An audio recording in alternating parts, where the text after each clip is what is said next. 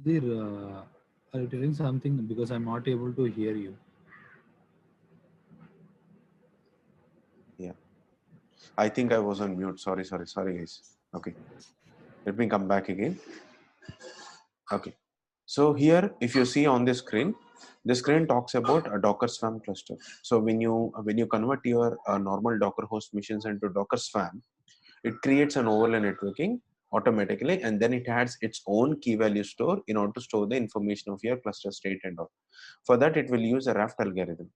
What is this raft algorithm means? On the manager node, wherever you're trying to execute some particular task, it will accept the API request, like whatever the command CLI command you pass, it will accept the API request, and then orchestration will try to it will try to create an object. Okay, after that it will allocate an IP address, and then it will schedule to a specific node, and then it will dispatch, means it will go to that particular node. Once it has reached to the worker node, it will, using the executor, it will try to create a what do you say, the task. Once it is done, it will give back the reply.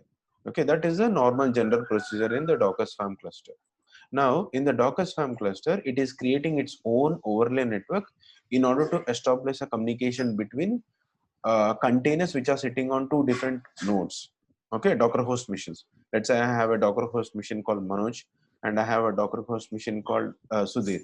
Okay, now these two nodes are sitting on two different data centers. Let's say, for example, okay, now I want to establish a connection between uh, uh, these two containers which are sitting on two different host machines using a overlay networking. So I want to create my own overlay network due to some customizations and all. And that, for that reason, what we will try to do. Okay, so that is the main requirement for this. So now, so in order to achieve that, first we need to have a key value pair storage. Okay, so in order to have a key value pairs, we have different types of key value pairs supported. Like, let's say, who's this? Sorry. Can someone please go on mute if you're not speaking to me? Okay, thank you. So Zookeeper, and we have Consul, and then we have etcd. So these are the frequently used etcd storage service. Thank you. Yeah, so these are the frequently used key value pair storage. Key value pair storage, in the sense, it will store the metadata information of your cluster state or whatever it is. It will store the metadata information in JSON format. Okay, now it will store the information in the form of JSON format. Okay, so in this example, I am picking this console, which is a bit easy to configure and maintain it. Okay, but when you are working on production servers, it is better to use etcd, which has more advantages compared to any other key value store. Okay, so which is a recommended one by most of the what do you say, most of the companies and all, which are preferred to use. If you look at OpenStack, if you look at Kubernetes, everybody is using etcd as a key value store. See, due to my limitations which I have, I'm using Consul. Okay, now for Consul to be installed, I took one particular mission. Okay, let's say it is Consul, and the IP address are nothing but these missions. Let's say I have three missions right now. Let me draw the diagram. This is okay. So this is Consul, and let us say this is one Docker host mission. Let me note down the name. Let's say mission one. Okay, for our identification, just I have written the name like this.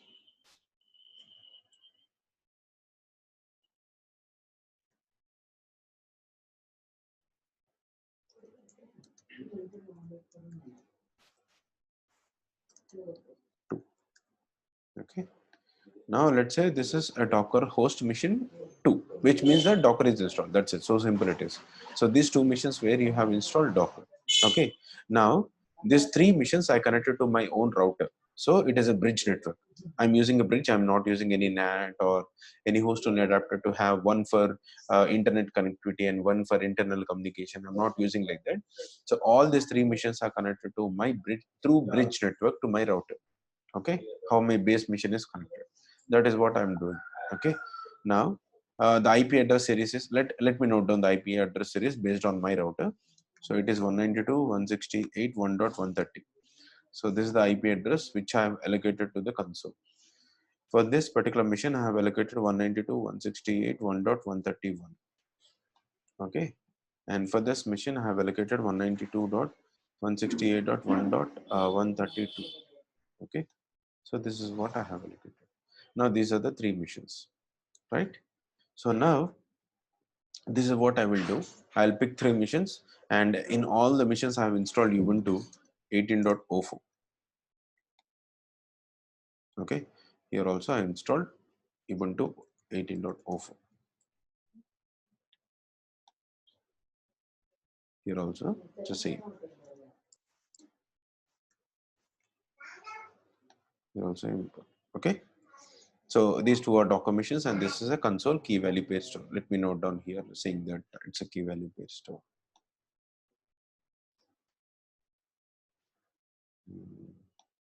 Bit down.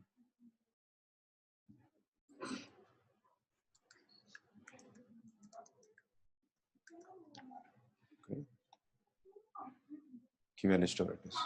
Done. Key value store, right? So now these missions are connected with each other, and they can communicate with each other. Why? Because they are connected to the same network. Okay. So let me show this particular thing first.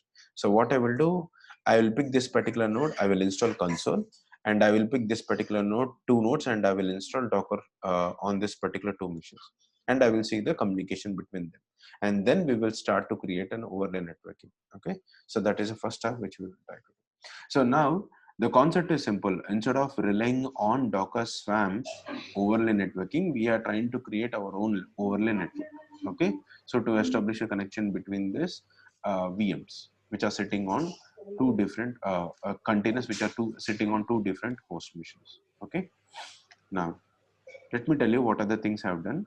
See, in this POC servers, I have created three servers. Okay. If you look at these three servers, I took 4 GB of RAM for each and every mission since I have the flexibility of doing it. Anyway, I will reduce now. I'll make it 3 GB for each and every mission. That is more than enough for testing purpose. And that's it. One core CPU which is allocated, and Ubuntu operating system is installed, and it is connected to bridge. If you look at the networking part, I'll show one of the mission.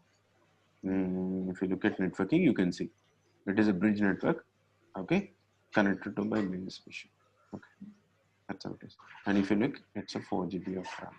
I just want to reduce it right now. Okay, let's say I want to reduce it to, for console, I think it's 3 GB is like more than enough. Okay, for these two missions, I'll say like 3.5 GB or something, it's enough actually. Okay, so that I'll have enough amount of RAM on my base mission, which will be a bit easy. That's okay. Now done. Let me spin up these VMs. Okay.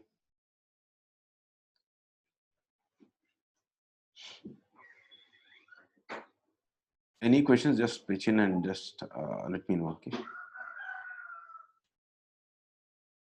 So Sir, I joined bit late. Okay, can you please explain, sir? 2 minutes. see, simple. I just told that instead of using a Docker Swarm overlay networking, which means that Docker Swarm will create its own overlay network, and it will have its own key value store to store the information, metadata information of overlay networking. Now, instead of relying on that, if you want to create your custom overlay networking, so then what are the procedures we need to do? Okay. So for that, we need to have one console server and two Docker host machines in order to test this particular overlay networking. Okay. So for that, I spinned up these three VMs. I already created these three VMs. These three VMs have simple operating system like Ubuntu, and then which has a RAM like 3 GB, 4 GB or like that. Okay, it depends upon your base machine. Okay, Okay, so okay, that is okay. how. Yeah. Once it is pinned up, then I will show you how to install this console, Docker, and all. Docker you already know. Most of the people, everybody knows this installation, but I need to do it. Okay. So SSH root at the rate 192.168.1.130 is one of the IP. Sudhir? Yeah. Abhiram here. Yeah. Sudhir, when Docker Swarm itself is giving you an overlay network, why should I even choose another overlay network? What is the benefit? Sometimes, let's say, this overlay networking, when you're trying to create, you might use some particular address subnet mask or something, okay, which is Mhm. preferred for your, what do you say, based on your organization, you need to use that particular networking. Okay, it's a bit vast syllabus, but okay, I will simplify this. Let's say when you are using, why we are using this overlay network with custom, in the sense, I want to have my own key value pair store in such a way that I will store this information for later use or for backup and all. And if there is some customization which is getting conflict with my base operating system networking and all, so then I have to go for this customizations. Okay, having Okay. this own overlay networking and all.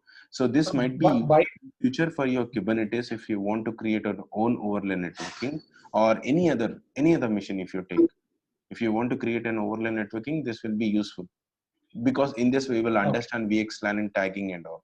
So this might Okay. be useful in future. Let's say in cloud providers, everybody is getting some IP address and everybody is able to communicate to the internet, and all this is happening because only you have this VXLAN tagging of your networking. Okay,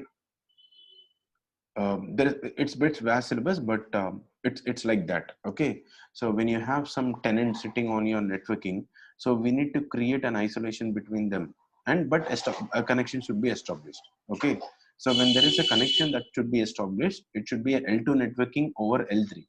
L3 should be there, right, when you want a communication between them. So Mhm. my network, I am using L2 network, but I want an L3 configuration, which means that which can be achieved through VXLAN. Okay, concept is that simple. No, no. Can you explain that last statement? Let's Like say I have an. my particular systems are sitting on L2 networking, but Mm. I need to have L3 configuration for connectivity.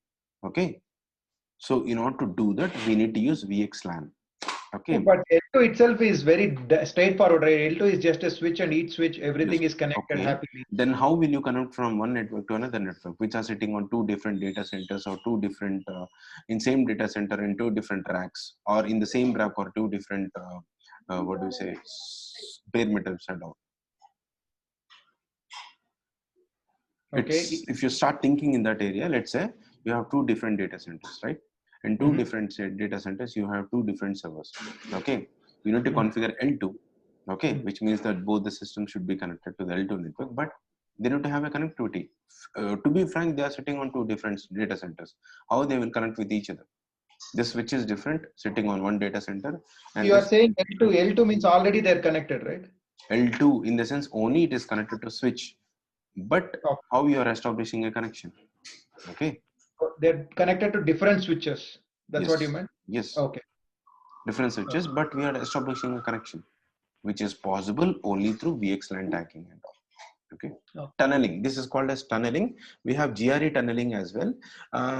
VXLAN is more popular compared to GRE tunneling. Okay, which is more secured way to transfer the data. Okay. Now, so that, yeah, by default, when I have Swarm, the IP addresses is something like 10.0.0.1, 2, 3, 4, Mm, something. Okay. yes, It is already creating an overlay network. Why yes, of should I course. again create a new one? See, let's say 10 dot series and all, it is having some, or in your overlay networking also, you can create your own specific IP address. Okay. The Mhm. problem is with that specific IP address, I'm getting some conflict. Or I want to connect through my switch. Let's say instead of using this, there will be some particular underground networking which will create some conflict. Or that is one thing, which means that which should not create a conflict to your overlay network which you are using in Docker Swarm. Okay, that is Mhm. one scenario. And the second scenario is, if you want to store in your etcd storage, if you want to store this particular data in your own key value pair storages and all, I don't want to use inbuilt Docker Swarm key value pair store, which I cannot manage it. So then you can do it like this, in this way. Okay, which will simplify your job to have this particular connectivity information, encapsulation information, decapsulation. Okay, how many nodes are connected, everything will be stored in this particular scenario. Okay, the main concept is nothing but, when you use a Docker Swarm, how this networking came into picture, and how this interfaces are connected to your container, and how this connection is established. In order to show that and all, I'm creating my own networking as well, overlay networking from scratch. It is from scratch without depending on overlay networking of Docker Swarm. Okay, I'm not dependent on overlay networking of my Docker Swarm. I am creating my own overlay networking from scratch. That is the main goal of this. Okay. Okay. That is the purpose actually. Okay. So this is the mission which I have logged in. Okay, you can see the RAM which I have allocated and all. I think this is, you can see the host name. Just host name, I have not given some particular host name based on the application which we are trying to deploy, like Consul and all. I have not given like that. I just gave test server 1, second server will be test server 2, and third server will be test server 3. Okay, let us identify the first one as a Consul. 2 and 3 are for Docker host missions. Okay, I'll not change this name right now. Okay, I don't want to waste time on that. Okay, test 1, 2, 3, and then log into another mission as well. Test 1, 2, 3.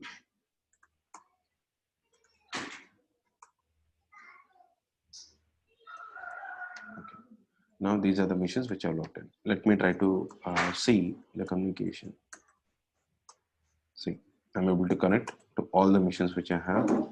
Anyway, 131 its own mission. See, so there is a connectivity between all these 3 missions. Everything is fine. So now I chose this particular mission in order to have this Consul installed. Okay, so let us say how to install Consul. In place of Consul, if you want, you can use etcd as well. Okay, for etcd also we have official document where you can install etcd as a standalone. But in real time, in production servers and all, to have high availability, they might be using let me show, where is it icon?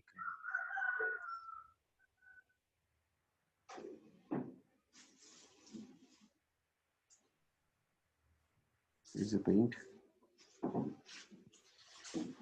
Yeah. So you might use 3 consoles. See, 3 console missions, which means that high availability. If one of the console server is down, still you have 2 other missions which can have this particular overlay networking configured. Okay, and have this communication established. So high availability. So either you can achieve through Consul or through ZQ pair, or we can use etcd as well. Okay, high availability. So now since I have some limitations of creating these 3 servers of high availability, I'm using only one server as a standalone. Means I'm installing Consul as a standalone. Standalone in the sense which is installed only on one server. Okay, that is a technical term for understanding it. Standalone server. Okay, so I chose this particular mission in order to install Consul. Okay, so now you can follow the official document, or I already updated it here. I'm trying to install Consul by downloading the package. If you want to download, just go to the browser.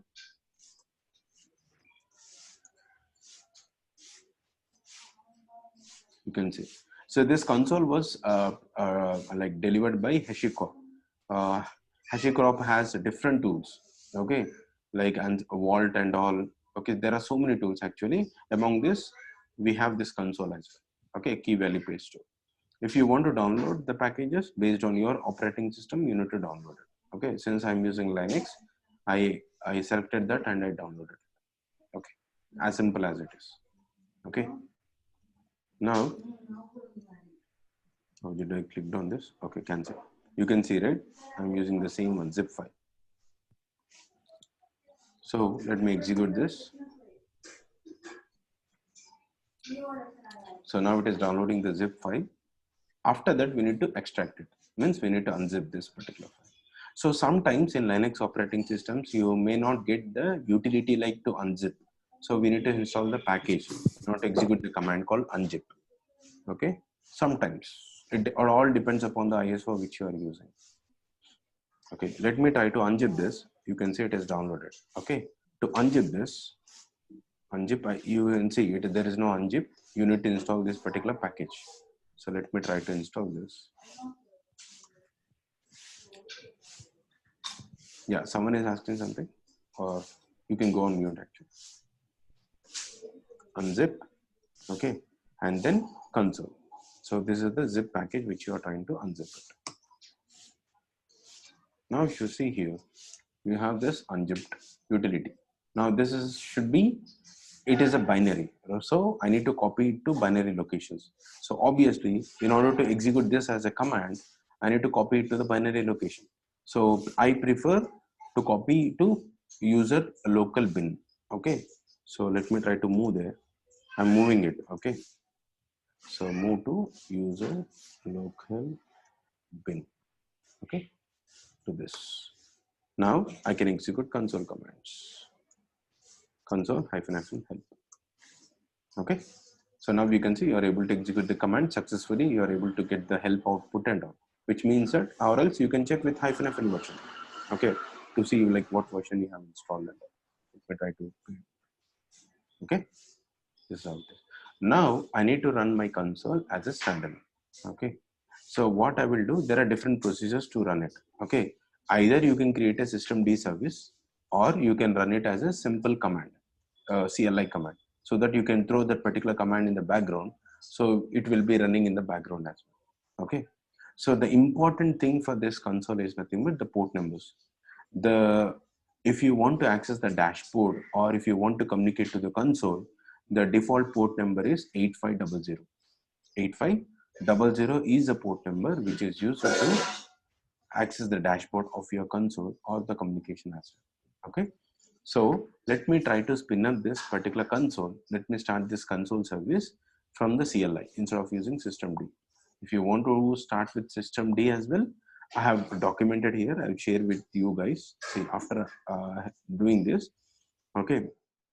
So what I have done, in order to see here, I'm creating this particular systemd service. I added so many entries in the service file, and then I will start through systemctl start console and all. This is running successfully, but I don't want to use it. I just want to run this particular command. Okay. So what this command will do, this command, let me explain. Console, it is running as an agent in server mode. Server mode in the sense, now it will be a server as a standalone.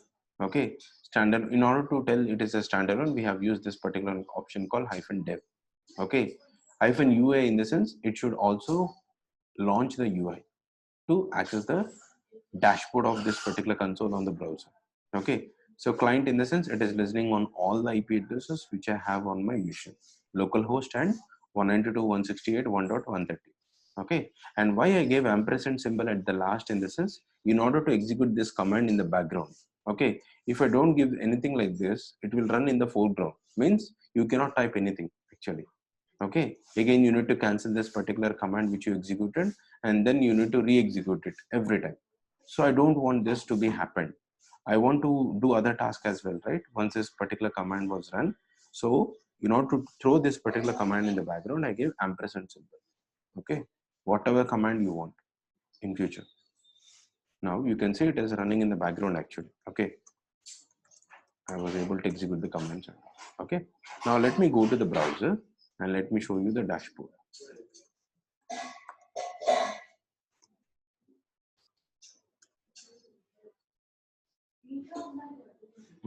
And 85/UI.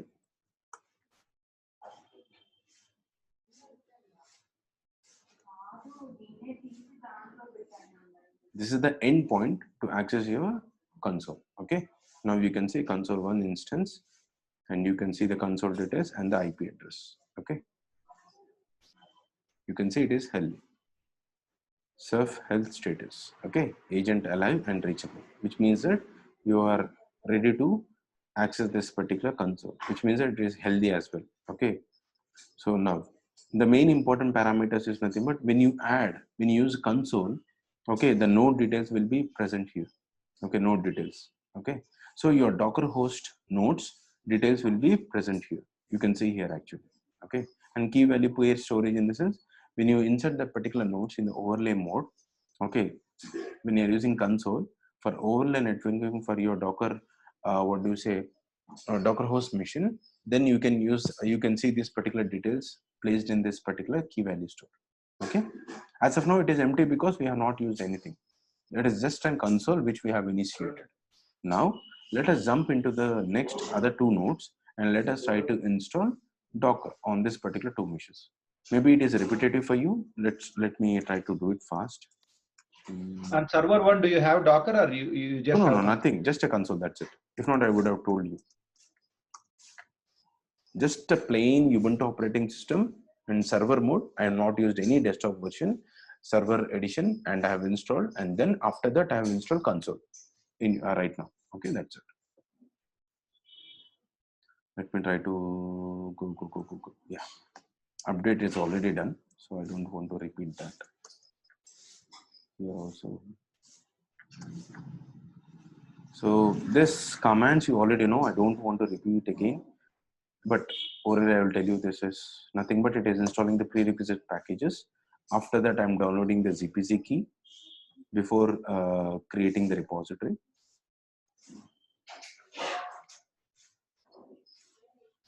Yeah. On this node also, let me try to do this. Done. Now, let me try to add the repository to install the Docker packages. So it's a Docker repository.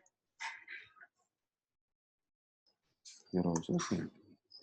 Now you have key, ZPC key, and your repository to download the packages. So I'm good to install the Docker packages. Okay. So update is not needed. Why? Because nowadays this particular repository is executing apt command once a repository was added into the /etc apt source.list file. You can see the output. Okay, nowadays it is not needed to run apt update command once this particular repository was created. Okay, so now let us try to install these packages. Hope you understood. Earlier what happened when you create a repository in Ubuntu operating systems, you need to execute apt command. Then only that repository will get activated and it will get updated into your apt database. Okay. So now it is not needed actually. Just a small hint.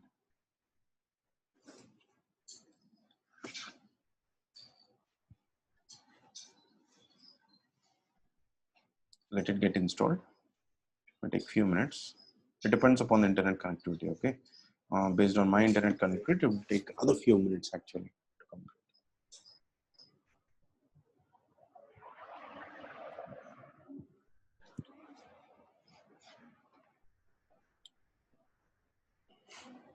The concept is simple. I'm not using Docker Swarm. I'm not converting my Docker host machines into Docker Swarm to achieve the overlay networking. I'm using as it is.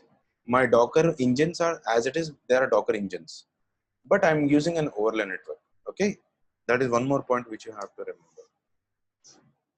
So for me to achieve the Docker Swarm, to achieve the overlay networking, earlier we used to convert your Docker engines into Docker Swarm. Okay, and then you need to create a overlay network. Okay, now it's not like that. So we are using Docker engines as a Docker engines, but we are trying to create a overlay network. Sudhir, your voice is breaking up. Is that okay now? Or still the same thing? Yeah, now it's okay. Okay. Yeah, but Sudhir, don't you think there are, see, Docker Swarm, it just not only brings advantage of networking, but there is also TLS encryption, security, all that stuff that comes into the scope. Up to us. Don't you think we'll miss all that if we do this route? The concept is simple. Let's say I have my application setting on two different Docker engines, but I want to establish a connection between these two. Then what is the thing what I need to do? I don't want to use any encryption or any Docker Swarm advantages and all. Just I want to establish a connection from one particular container sitting on one Docker host machine and to establish a connection to another Docker host machine sitting on another machine. So how I can achieve this? So I don't want to use Docker Swarm because I don't want to enable any other parameters. Okay. I just want to only establish a connection. Then this is the solution which you need to achieve. Okay. Do they do this practice in production? Any production systems that you have seen? Not using? In Docker actually, because nowadays Docker itself they are not using, right? Only Kubernetes. Okay. So this overlay networking may be in future if you want a connectivity between the application for testing or for migration or something, it might be useful. But Long run, it may not. No. Okay. Yeah, Kubernetes is still more powerful, Kubernetes right? itself is more powerful. It is also using overlay networking. Okay. Okay. By default. Flannel and Calico are creating this overlay networking and all. Okay. Based on this same concept, but it will be in a different naming convention, additional parameters and all. So those are the additional things which will be available. But ultimately, it is the same. Okay. Overlay networking, wherever you try to create, it's the same. And even Kubernetes also is using overlay networking in order to establish a connection, a pod. So that's the reason you are able to connect to your pod from one particular worker node or from the manager, from wherever you want, you can ping within the cluster. Okay.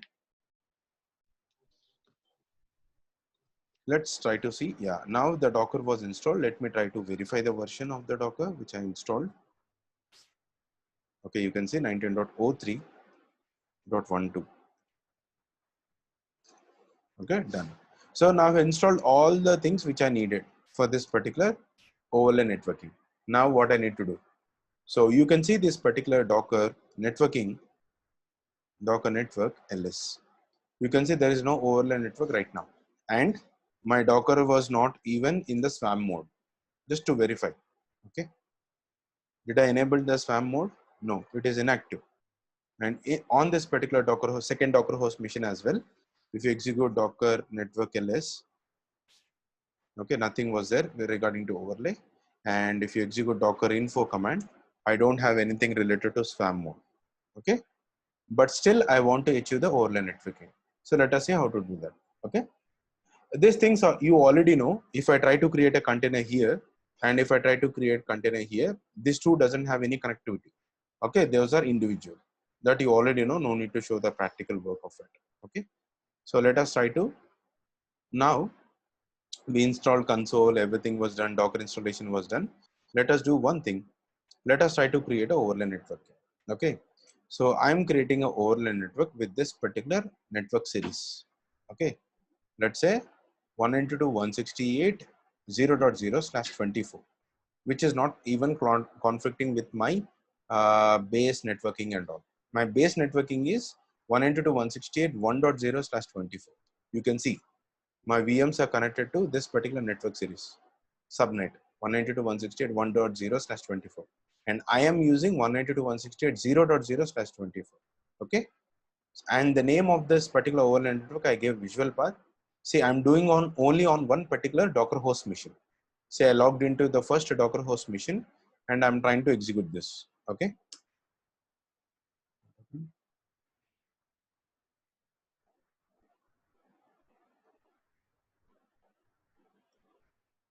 Just a second, guys. Why it is asking swarm mode?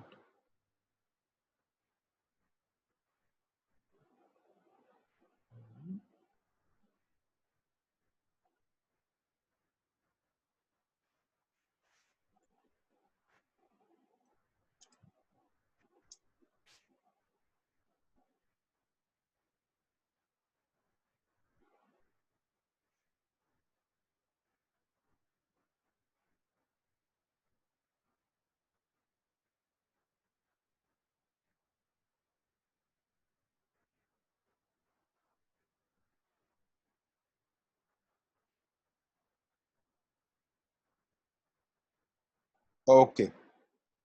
Silly mistake actually. Okay. Now, how your Docker will know that there is a console key value pair storage to create this particular overlay networking. Okay. So the silly mistake what I have done is nothing but I installed Docker host. But for my Docker host, I need to tell this is your key value pair storage to save the information. So what I need to do for that? I need to stop the Docker service. Okay. Systemctl stop Docker. Okay. Once you stopped your Docker, go to the service related information will be present here. Come here, just add the parameter which I tell you, but let me explain this. Okay,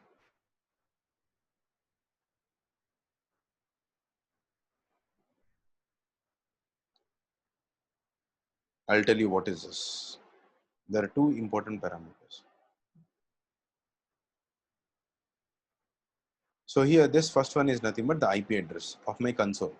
And this is the port number 8500. You can see here. Cluster store in the sense where you want to store this cluster information. Okay. A key value based storage is called console. If it is etcd, we need to write etcd here. Okay. Since I'm using console, it is console : // 192.168.1.30. 130 is my server where I installed console and the port number. And there is one more parameter called cluster advertise, means on your Docker host machine, which interface you want to use for communication to the console. For that, I'm using enp0s3. If you go to the second node, if you execute IP space A command, instead of giving the IP address, I'm giving this enp0s3 interface. Can someone tell me what is the advantage of saying like this instead of specifying the IP address?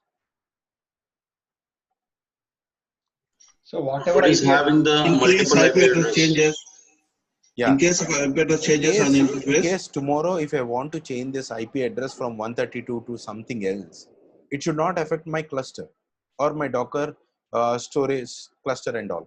So for that case, I gave my interface name instead of the IP address. Okay, that is the only advantage which I will give this particular way of giving this interface name. And 2376 is something when you are trying to communicate to your console. So this is the port number which is used to communicate. Okay, 2376. Okay, and then containerd is this additional option which is already there. The only two parameters which I added is nothing but cluster store is equal to that particular IP address of the console and the port number. Cluster advertise in the sense on which port number, sorry, on which interface this communication should happen to the console. So I'm using EMP0S3 interface. In your case, it can be ETH0 or something like this. First, see what is your interface name and then add that particular interface name over here. Don't add same thing, same interface name, whatever I have added. First, see what is your interface name on the host machine. Okay, then add it. Okay. So once it is done, just save this and come out. Okay. After that, first thing what I need to do is like daemon reload. Okay. After this, I need to start my Docker. Okay. Now let us verify the status and see whether it is. You can see the details are accepted. Everything is running right now and it is in active state. If you go to the dashboard, if you refresh this, if you go to the nodes, you can see, I think nodes are not added right as of now, I guess. Yeah. So it is still not detected. Okay. Anyways, so as of now, it is not detected. Let me refresh this.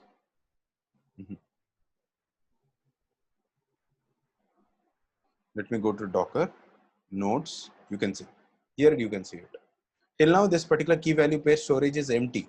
Now, once I added my first Docker host machine to the key value pairs storage, means like when I added it, automatically you can see my under node details, I can see my 192.168.1.131.276 was detected. Okay, it is under key value pairs store. You need to go to Docker and then go to nodes, and then you can see here. Okay, let me add the second node as well with the same strategy. Okay, first what we need to do, go to that particular node, stop the Docker service, Docker, and after that open the service file,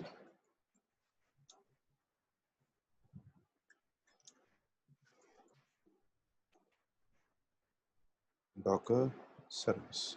Okay, go to this line, exe start. Before this container D, just add this particular parameter. Here same. Okay, just save this file and come out. And after this, just do a system reload, daemon reload. And after this, restart. See, whenever you do some changes in the service files, well, it can be any service file. First thing is like you need to reload your daemon, and after that you need to start your service. That is a normal general procedure which we need to do, whether it is a production or anything. Okay, start Docker.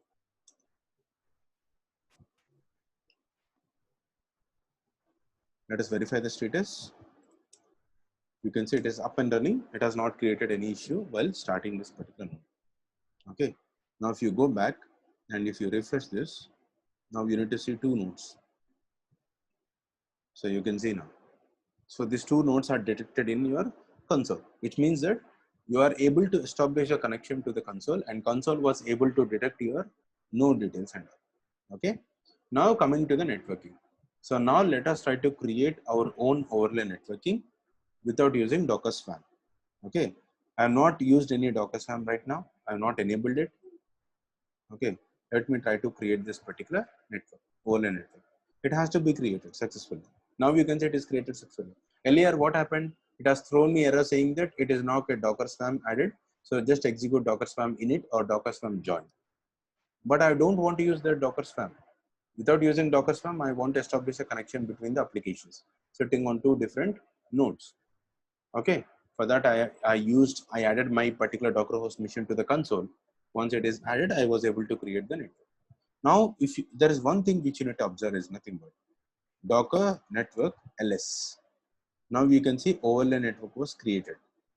The same overlay network will be visible on this particular node as well. Docker network ls. You can see this. Okay, did I create it on this? You can see the ID as well. Both will have the same ID. 583C837DCA843. Okay, you can see 84358C837DCA. Same. Okay, since we are using console, right? Obviously, it will get replicated. Okay, how we have a database replication, right? Which means that if we try to create a database in one node, automatically it will get replicated into other two nodes, which are formed as a cluster, similar to that. Okay. Now, what we will do for testing purpose, in order to see whether you are able to communicate and all this XYZ testing or not. Okay. In order to do that, what I will do, first I will create a container, okay, on one particular node, and then you can see now what I'm trying to do. I logged into 131 Docker host machine.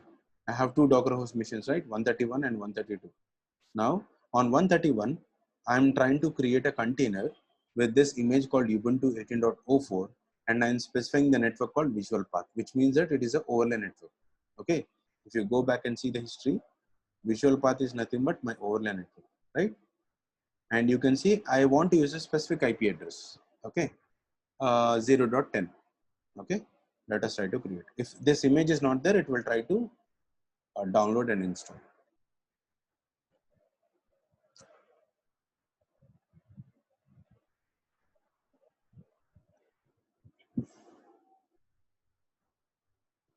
If you go to this node, this is the entry.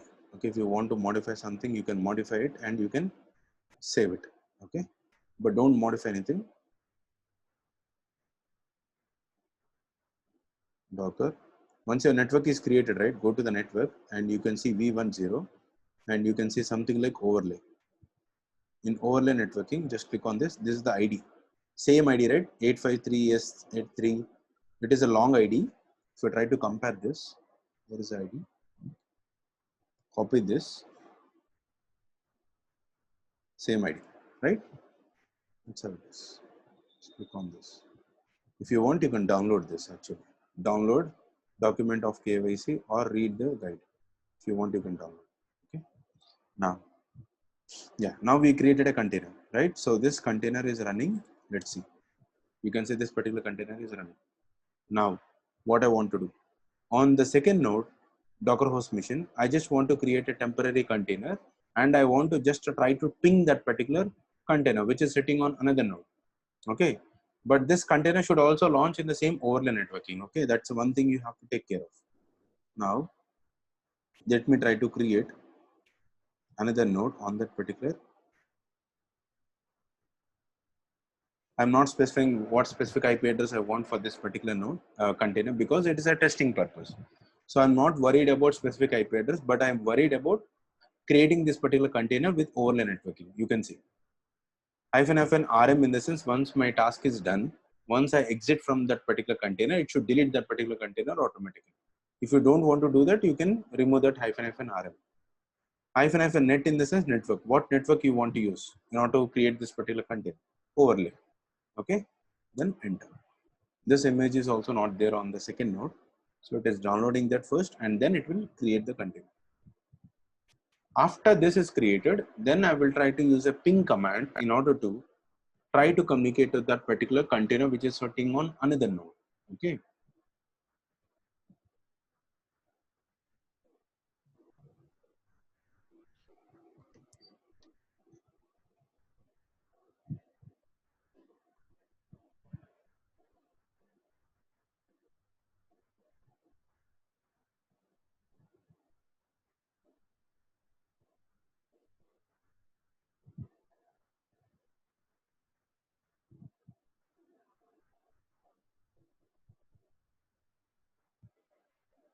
Okay.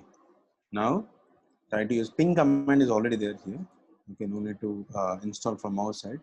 Ping 192.168.0.10. That is an IP which was assigned to this particular container. All right. Okay. So let's try to ping. You can see you are able to send the packets. 0% packet loss. Let us log into this container and see how this networking looks. How many interfaces you will have. Okay. What is the IP address you will get for that particular interface. Generally in container, what is the interface you will see? You will see the interface, only one interface, and that too the IP address which you will get from the bridge network, right? Now let us log into this particular container. You can log in to this container or in this container as well. Both are accepted. Okay. Let us see the networking part. Docker exec-ti. Let's give the name like source. This is the container name, and bash. You logged in. Let me execute IP space a command. Oh, I think it is not installed. Let me go back to this. Let me try to install if not. apt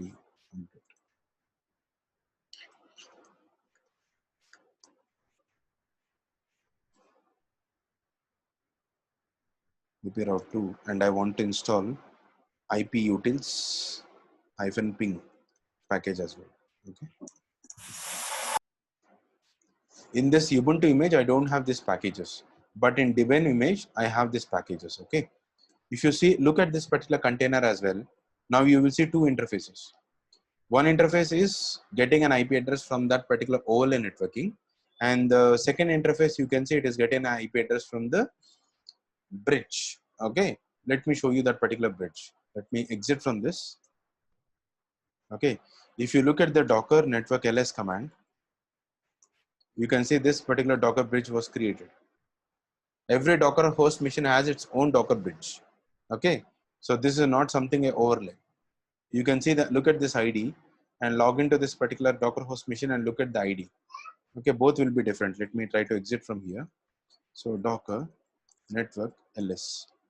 You can see the ID. This ID and this ID is different. Okay, which means that those are separate. Okay, now let me go back to this particular node. Now, if you execute IP space a command, what happened to the packages? Okay, IP route.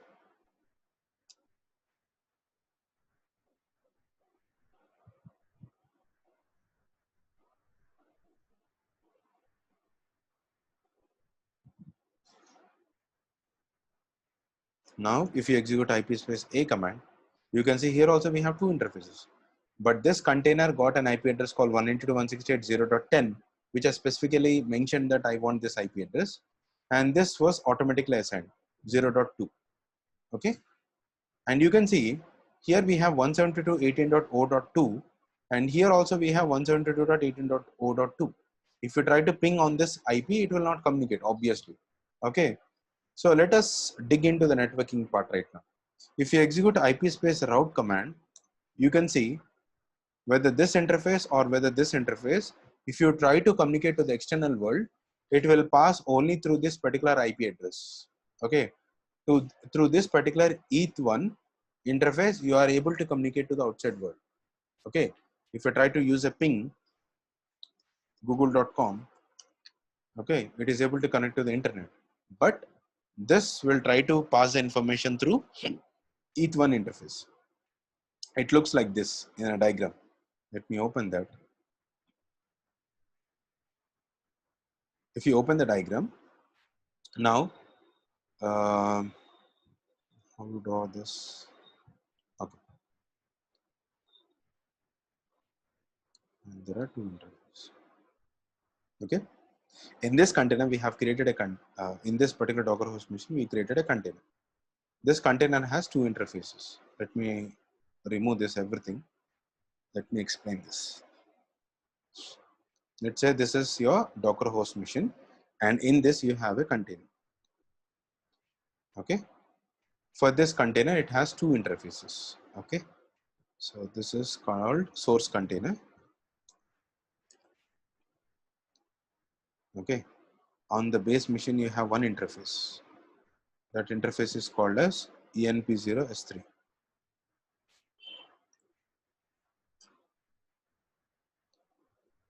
Okay, now you created one it has one bridge interface and one overlay networking. Okay, so both will communicate to this particular interface. Okay, but okay, let me note down the naming convention.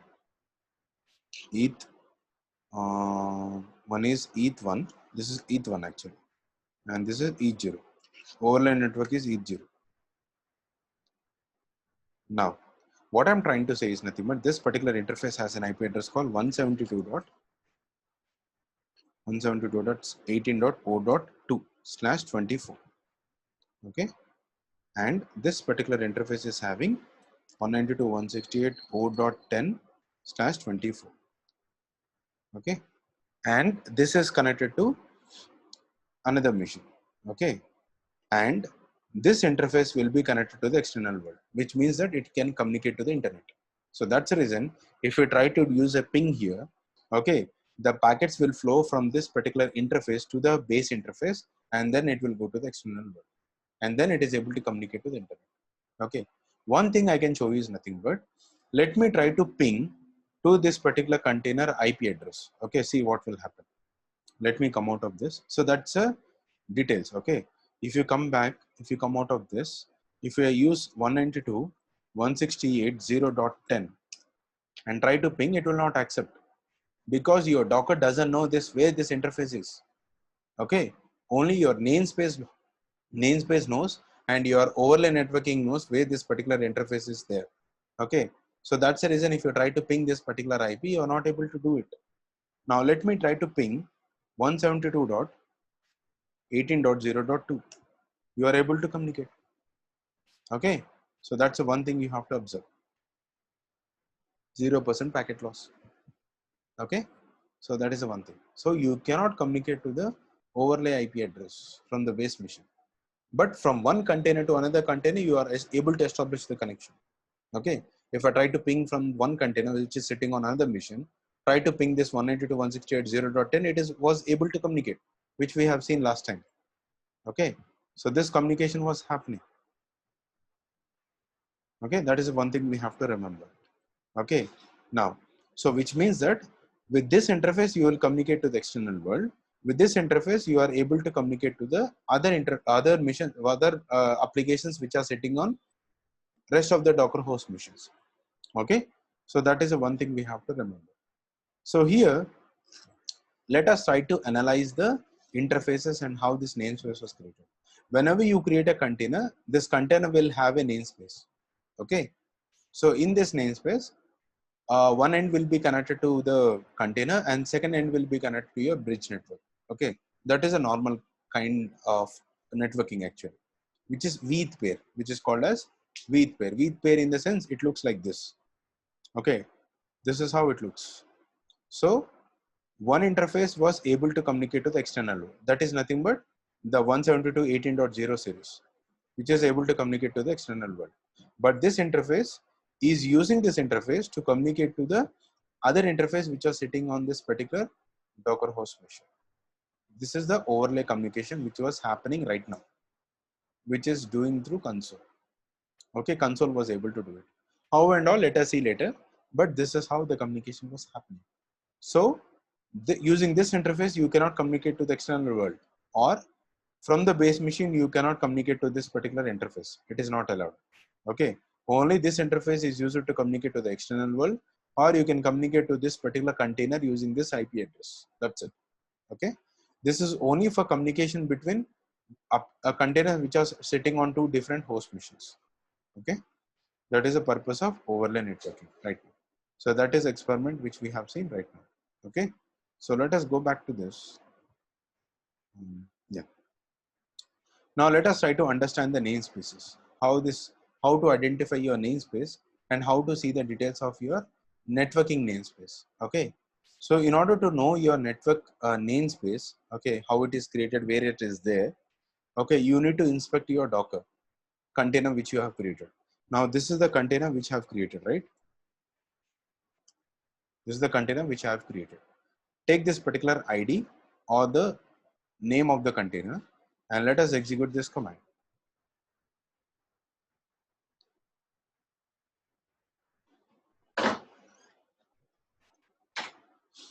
Give this ID, or I've already given the container name here. Okay, so just execute this command. You can see you got this particular details. If you try to execute ls-l command over here, you can see there are two different IDs. Okay, first let us try to analyze what is the information that is stored in this particular network namespace. There are two network namespace IDs. Let us try to analyze this first. Okay, so in order to analyze this particular network namespace details, we need to use a tool called, either you can use ipnetns, okay, or we can use this particular command, okay, ns enter. So this is the utility which we are using right now. Okay, so using this particular command, I will try to show you the details of this particular network namespace ID. Okay, so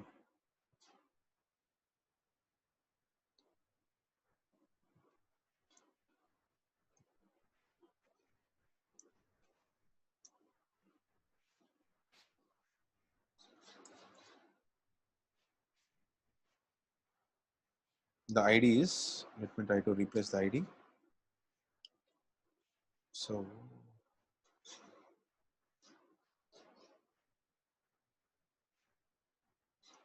okay, with this network namespace, I can see my, how I'm able to see, log into my container and see the interface details and all. Without logging into the container also, we can see the network related information of that particular container using this command.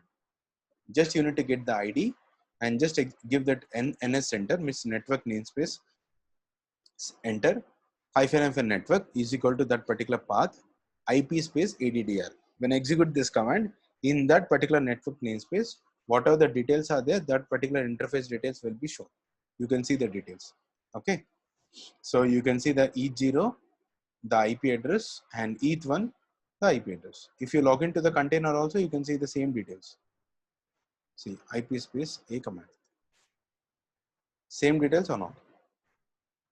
Okay, so this is the one thing. So this is the important tool when you are working with network namespaces. NS enter, or you can use IP space and net NS. Both the commands can be used. Okay. So I think with the network namespace, let me try to do this.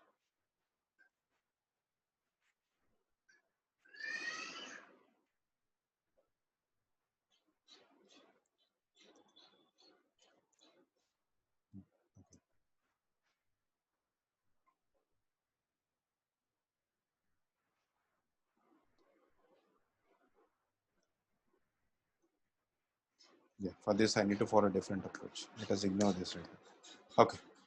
So by using this particular command, I used net and ns enter, which is nothing but network namespace enter, and then we are given the network path, where is this particular ID, and we have given IP space ADDR command. So these details are fine for us. Okay. So with this, we have seen the network details and all, and let us execute this particular command. So this command will tell you what is the prefix links of that particular interface, which means that, let me try to tell you one thing. Let me take this ID. This is showing me the prefix index ID. This is nothing but 7. 7 in the sense, this particular ID belongs to this particular, you can see here, if 7.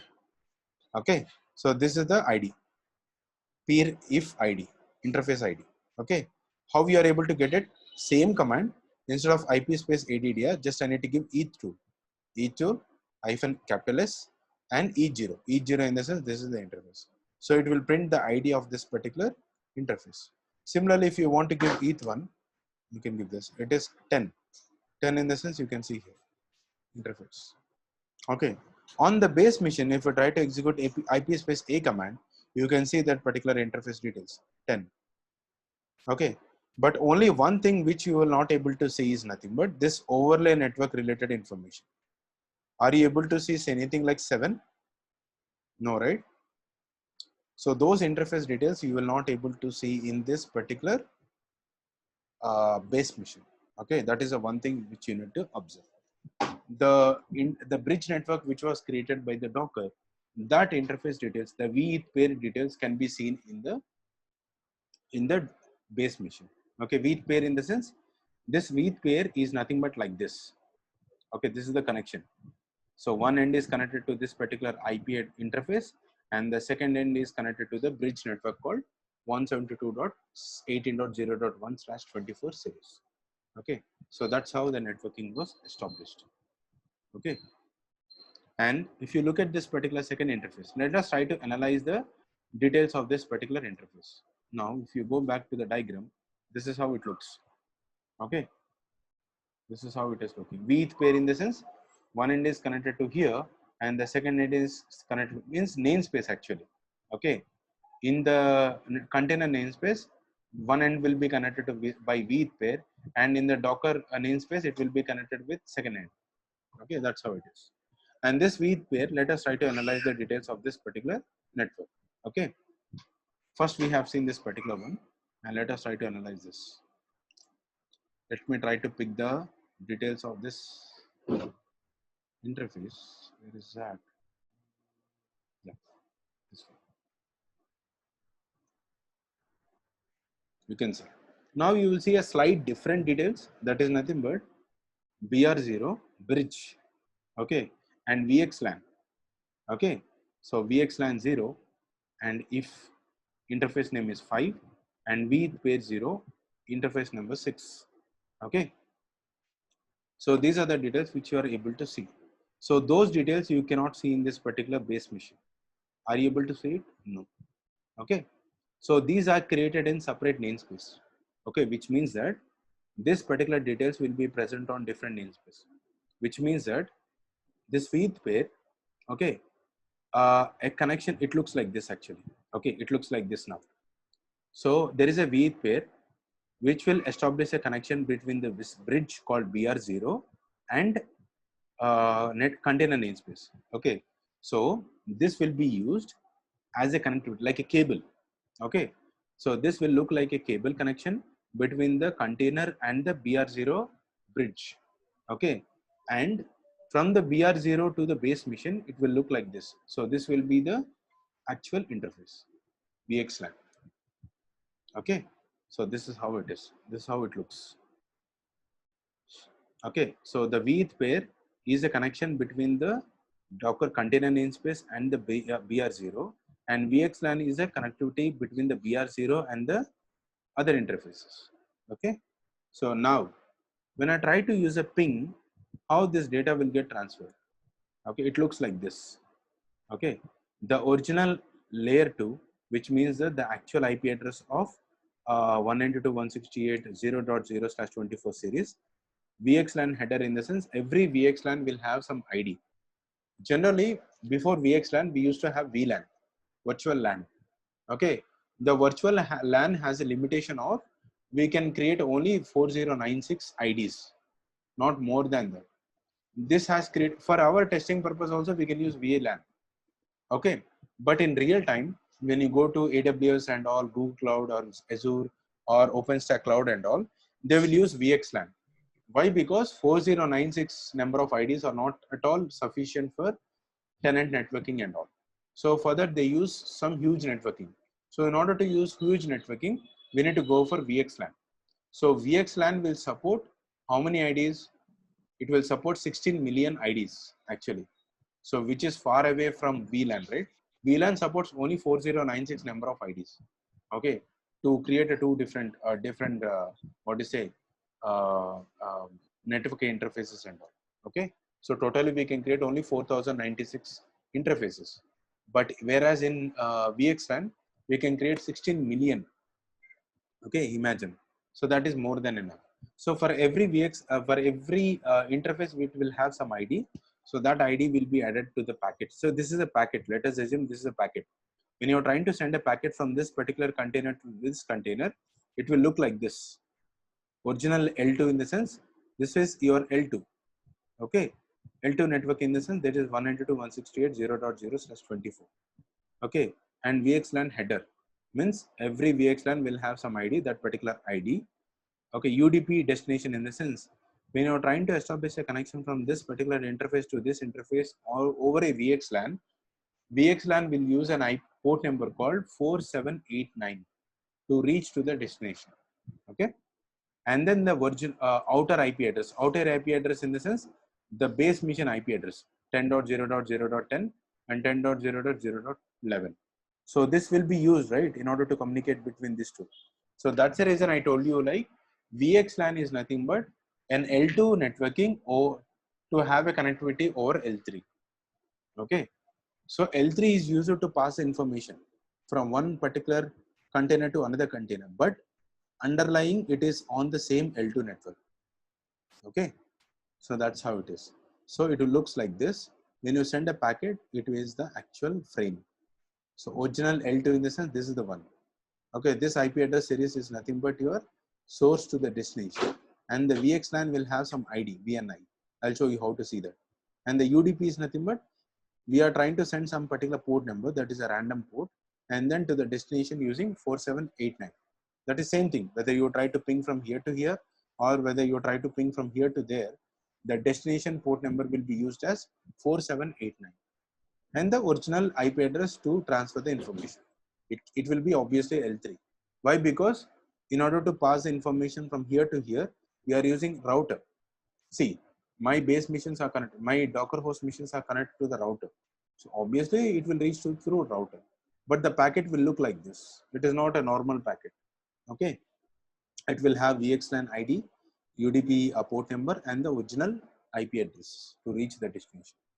Okay, I'll tell you how it looks. When you try to send a packet, it will add this particular frame till here. It will come out of this using this particular frame. Once it is reached to the destination, it will decapsulate. So here it will encapsulate, and once it is reached to the destination, because you have written the destination like 10.0.0.10. Once it is reached to the destination, okay, the UDP, this particular things will get decapsulated, and the original IP address it will see, the destination IP address, and then it will reach to there. That's how it is. So it is as simple as it is. Okay, so this is how the communication was established using VXLAN. If you want to see how these packets are flowing, let me do one thing. This is there already. I will open two terminals of this particular Docker host machine, and I will show you one thing. Let me open another terminal for second Docker host machine. It is 132. Yeah, 132. I will show you the packets of TCP dump, or I can show you the packets. Okay, no need of this things actually. Let me try to use this command. I think TCP dump is there. Yeah. Let me try to execute this command over here. Okay, from this second container, so second Docker host machine, I will try to ping to that particular container.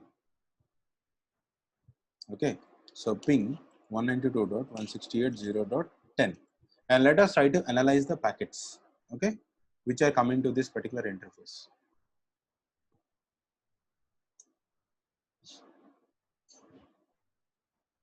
You can see. Let us try to analyze this. So if you look at this, this is the IP address.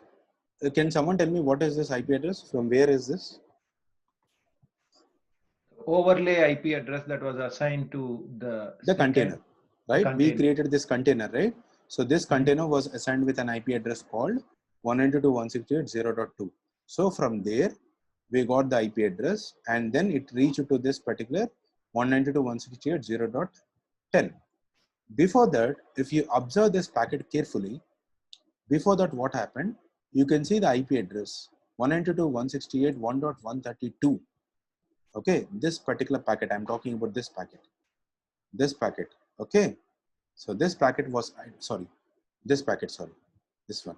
Okay, so this one was opened a random port number, but you can see it is reached the destination using this particular port number.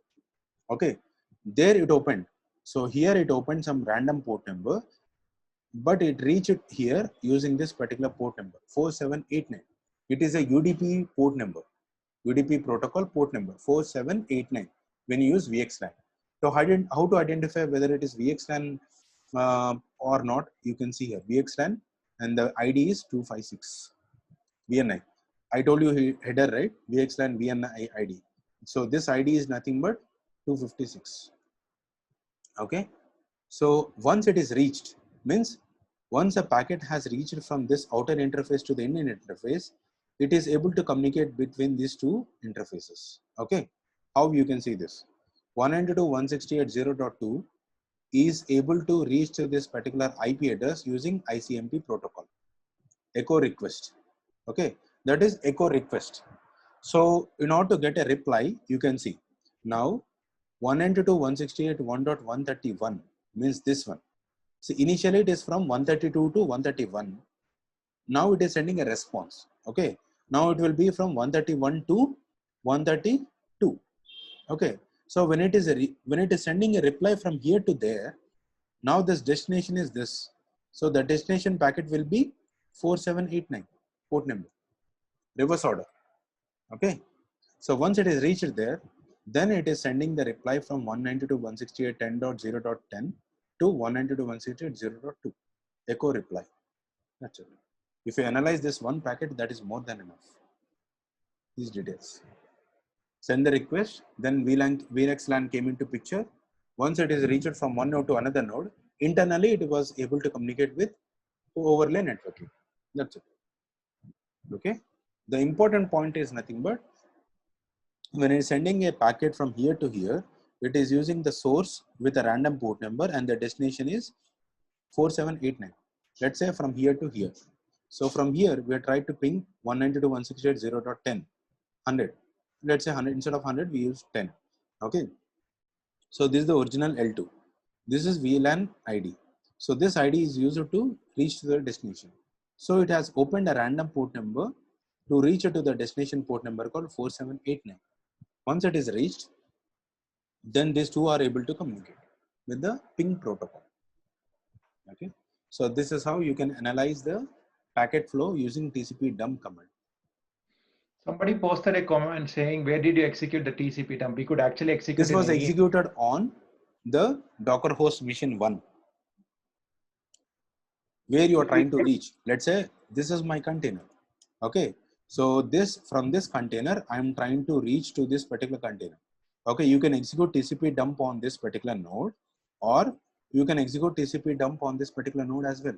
See, let me try to execute this.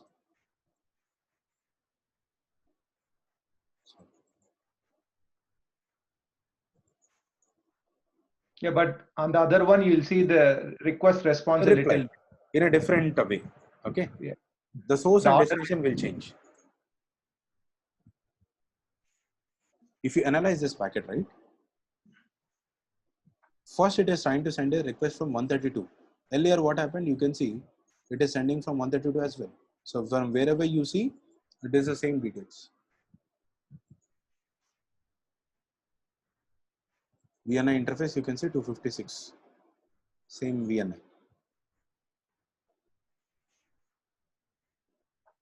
VNI is virtual network interface. For virtual network interface, it has generated some ID. Okay, your VXLAN interface, BR0 interface and all, this will be seen only in the namespace. Okay, so these details you can see only on this particular namespace using this particular command. You cannot see on the base machine or in the container. Okay, so that is the one thing you have to remember. So this is all about your networking of overlay, which we have created on our. Okay, so maybe next time I will try to elaborate more about VXLAN. But as of now, if you want to create your own overlay networking without using Docker Swarm, so this is the one. Now we have seen through console. If someone wants to try through etcd, you can follow the document. Same document, just you need to same commands. Okay, I'll tell you only one parameter which will get changed in the Docker service, right? You will update your cluster store and all details, these details, right? Okay, same parameters, same options. This will also be same. The only thing is like instead of console, it will be etcd, and the port number will be slight different. Okay, that is the only change. Create a etcd with standalone.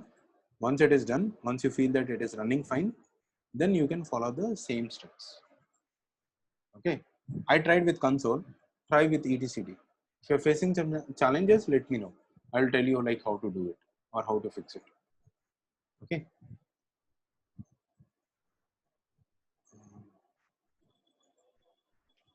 Any questions?